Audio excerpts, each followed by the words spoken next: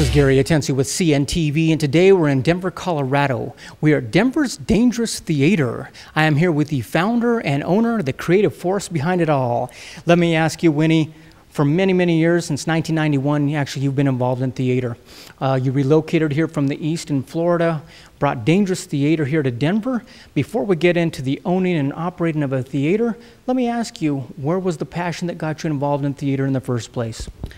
My passion began working for the Orlando International Fringe Festival. I was involved with them for the first 10 years. They are now currently the oldest running Fringe theater festival in the United States.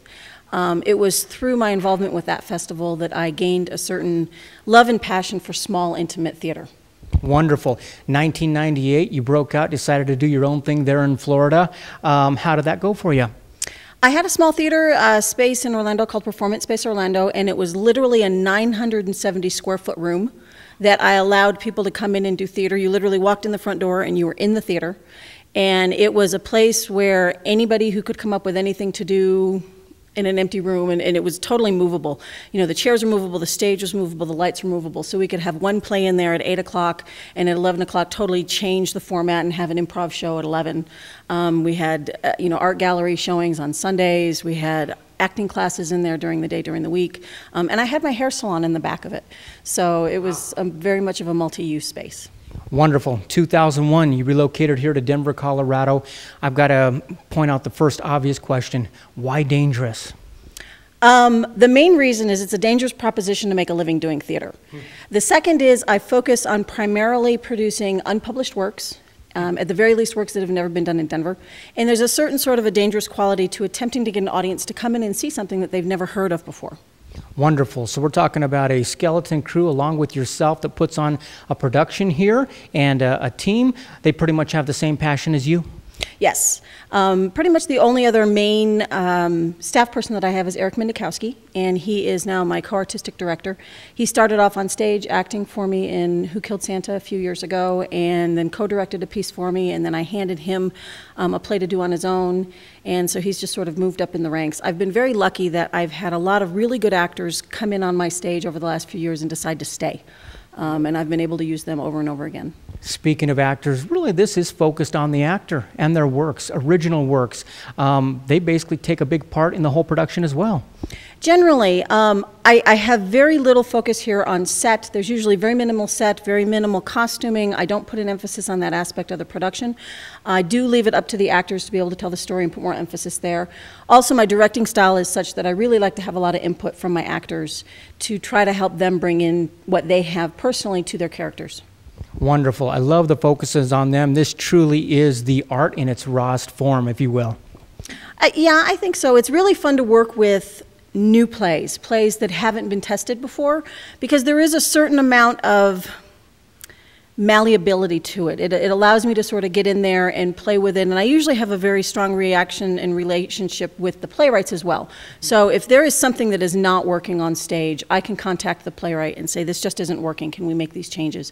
You don't usually have that kind of an ability when you're working with published plays, because you can't, it's much harder to be able to go through a publishing house and get permission. When I have that one-on-one contact with the playwrights, it allows me to take their work, and usually they're usually very happy about having that kind of a feedback as far as their work is concerned. Wonderful. Great feedback. Something can be changed very fast. You don't have to worry about dealing with the board or dealing with the copyright issue. No, I have no board here. We are not a non-profit. We are a for-profit entity, mostly because I'm pretty bossy and I don't want to deal with a board. So. Wonderful. I mean, speaking of for-profit, the actors themselves, do they take part in the pay as well? Actually, I dedicate 50% of all my ticket sales to pay my actors, my staff, and my playwrights. So my actors actually here, in relation to the actual audience members that we have, or the size of the audiences we have, my actors are paid pretty well here in Denver, especially compared to some of the other theaters that might have much fuller houses and the actors are getting paid less. But then again, you know, those theaters also run on a different model than I do, so. Wonderful. This is a model that's really unbeknownst to anyone here in Denver. I mean, one of the reasons that really attracted me to it was the fact that you're reaching out to these actors and their original works and basically giving them a venue where they can let the viewers partake, if you will. What are some of the plays that you've put together and works you've put together in the past? Oh, wow, I've done lots. I do have a couple of favorite playwrights. One of my favorite playwrights is Peter McGarry. He's an English playwright. I opened the theater with one of his plays, A Time to Go Walking, which is just a fabulous Irish play, and I've always loved that play, and I always will. I love his work. I've also produced Kama Sutra and Black Stockings. I have two of his plays that I'm producing this next year, Lysistrata and Dark Wood. Another playwright that I've worked with is actually a friend of mine from Florida, is Jonathan Vick, and we produced a couple of his short one-acts last summer, A Drawer Full of Fingers and An Empty Chest. Our Christmas play was, for 2011, was Kentucky Claus and the Rebel Elves, which was one of his. And then we are doing one more of his plays this coming October called Comfort in the Arms of the Damned, which is a demon play, kind of appropriate for Halloween. Wonderful. How do the folks and viewers out there, how do they stay informed as to what's going on here? Well, you can go to our website at dangeroustheater.com, and I spell theater with an R-E. If you do E-R, you end up with some theater company in Wisconsin or something. But you can go to our website. You can join our email announcement list. We also have a Facebook page. We're on Twitter. We do something called Tuesday Trivia for free tickets, so you can join in on that, and we send out questions every Tuesday morning for people to answer, and they can win free tickets to upcoming shows. And that is usually meant to be a promotional, let people know what's coming up and what we're doing. Wonderful. I know one of the passions you had back in the East was the Fringe Festival. Please explain what that is. The original Fringe Festival concept started in Edinburgh, Scotland, and the basic premise of Fringe is that the theater companies that are producing in the festival are there on a non-juried, usually either a first-come, first-serve or an application lottery basis. And what's wonderful about that type of a festival is so many theaters do have to choose plays, and more often than not, they're going to choose plays that are known because it's easier to get butts and seats and to keep their theater open.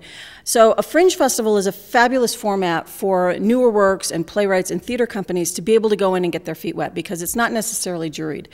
And what's wonderful about the festival is usually Fringe Festivals, the ticket prices are very reasonable. It is for a much wider base audience. It usually serves as a way to introduce people who are not familiar with live performance to the art of theater. The Orlando Fringe, for the first 10 years that I worked for, it was just fabulous because it was pretty much downtown. So it had a couple of spaces that were, typical theater venues, but the rest of it was just open storefronts and empty storefronts that were turned into venues for a few days. So the festival is a great way to foster a theater community and, as well as propel newer works, and it gives audience members and the people in the community the chance to choose what's good, what's not good, what they like and what they don't like, as opposed to leaving it up to the theater companies or the theaters in town that are choosing the plays that they get a chance to see. So it's a very interesting concept. Real intimate people's choice. Definitely. Love it. Folks, if you take a look at the bottom of the screen right there, you can see her website is there. What you're going to find on the website is a calendar of events, upcoming shows that are coming your way, and obviously a place to actually go online and purchase tickets right there. Speaking of your tickets out there, I understand that even includes the beverage as well. Yes, our ticket price here always includes refreshments. We usually have a whole buffet of bagged treats and chips and stuff. We've got a soda, a refrigerator stocked with sodas, coffee. In the wintertime, we have hot chocolate. In the summertime, we have iced tea and lemonade. And we do special things every once in a while. Our Sunday matinees, if there's a 1 o'clock matinee, it includes a brunch. If we do a later matinee on a Sunday, it includes an appetizer buffet, because I'm all about the food here, too. I like to cook. And it's all included, plus we do allow people to bring in beer and wine if they would like to. We have corkscrew wine glasses here, so if people want to bring their own, they can. We also have relationships with two businesses very close to us. Directly across our parking lot is the Colorado Cider Company, and for special events, we very often get a keg of their cider and have that for people to sample. And also right around the corner from us is the Wits End Brewing Company, and they are one of our sponsors for our monthly stand-up comedy show, so we have samples of their beer here during our monthly comedy show for that. Yummy. Sounds fantastic. Let me ask you, Wendy, a lot of the members that come through, obviously you can get on folks right there and figure out a way to win some tickets as well and keep apprised as far as their Facebook. You guys on Facebook too? Yes. Wonderful. You can actually get on Facebook, click them a like there, and they're going to keep you apprised of what kind of shows they got coming up. And bring the folks in, see something that's original to Denver. We're talking about original works, brand new works out there, which is a dangerous proposition that she brought in down here to Denver and has done a great job of doing so. Let me ask you, is this all still running in the family?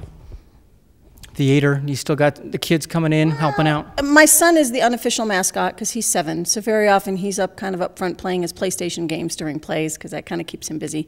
My daughter is going into her senior year of high school, and she's here sometimes on Sundays. She likes to work the matinees, again, because of the food aspect, but more often than not, she's not here.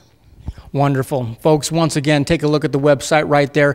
It's a great place to come out of the way here. It's an intimate, small venue that, quite honestly, you are going to get first row. Every seat in the house is good, and quite honestly, the focus is on the actors and the works, because the set is what you see right here many times, and honestly, it's a great entertainment for anyone around Denver. This is Gary Atencio with CNTV, and if you don't know, now you know.